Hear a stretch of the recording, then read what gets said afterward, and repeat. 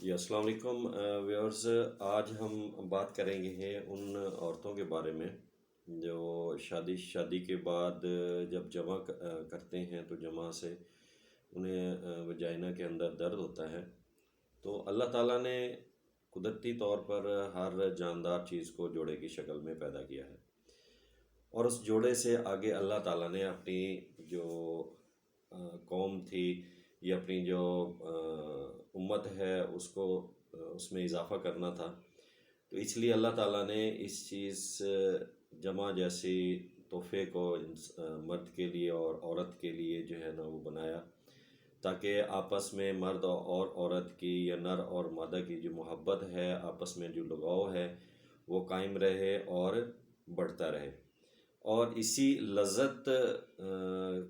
کے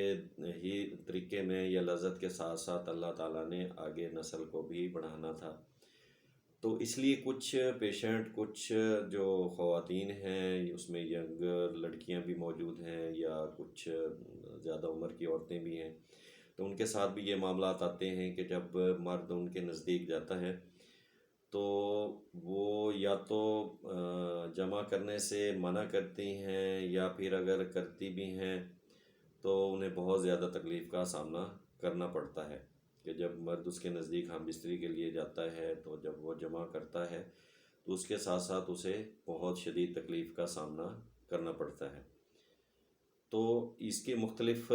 وجوہات ہوتی ہیں۔ کسی کے اندر وجائنا جو ہوتی ہے وہ راستہ بڑا تنگ سا ہوتا ہے، فریکشنلی زیادہ ہوتی ہے، یا اووری بہت نزدیک ہوتی ہے، تو اس وجہ سے مختلف قسم کی اس میں معاملات آئے ہیں، یا انفیکشن بھی ہو سکتی ہے۔ تو ایسی جو عورتیں ہیں جنہیں